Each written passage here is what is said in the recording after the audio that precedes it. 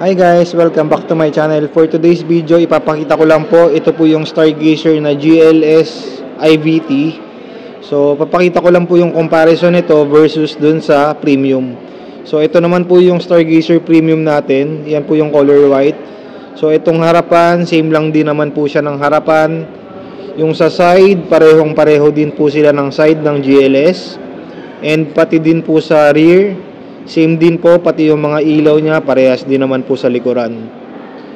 So, ipakita ko lang po sa inyo kung sulit ba yung 90,000 na difference nila sa price.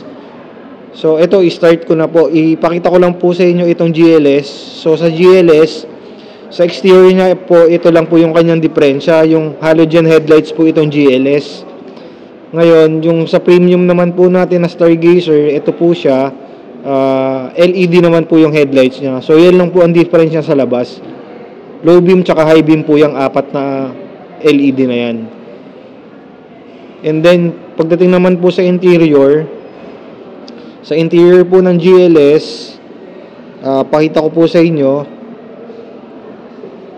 So, yan, naka-leather seats naman din po siya parehas. May mga steering audio controls.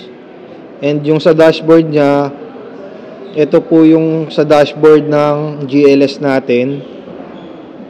Tingnan po natin yung driver assistance niya. So, yan.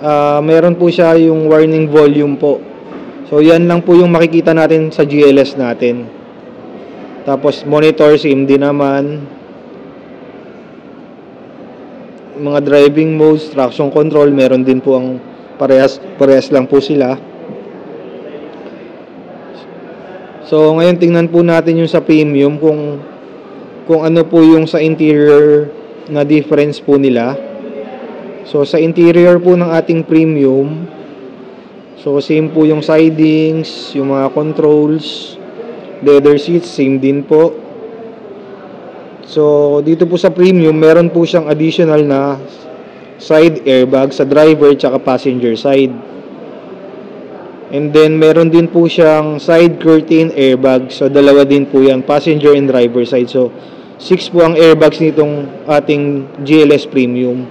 And then, meron po siyang, yan po, yung advanced driving assistance po natin or yung Hyundai Smart Sense.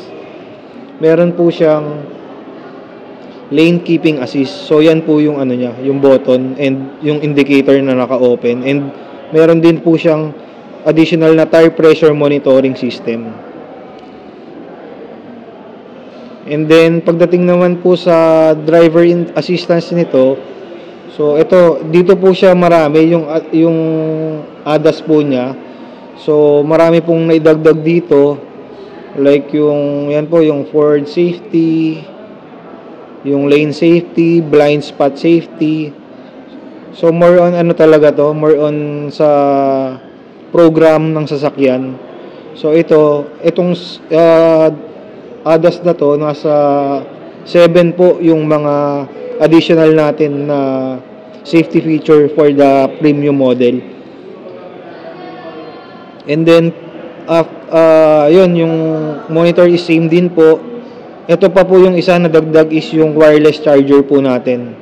To summarize, yung mga additional feature po ng ating premium model is yung LED na headlights, yung kanyang side and side curtain airbags, yung kanyang wireless charger, tire pressure monitoring system, at yung Hyundai Smart Sense or yung advanced driver assistance na 7. So, yun po is yung blind spot collision avoidance assist, rear cross traffic avoidance assist, lane keeping assist, safe exit warning, driver attention warning, forward collision avoidance assist, and yung lane following assist. Yan po ang added features ng Stargazer GLS Premium. Sa tingin nyo ba, mas sulit na ito for 90k na additional sa price niya? Comment down below kung ano yung tingin nyo mas okay. Pero sa akin, tingin ko mas okay po ito kasi yung 90,000 na yon, and yung mga features na dinagdag is hindi mo pwedeng ipa-install sa isang sasakyan. Like for example, yung mga airbags niya and yung kanyang ADAS. So, yun po is more on safety din po ng passengers saka ng driver. So, yun lang po. Thank you. Bye-bye.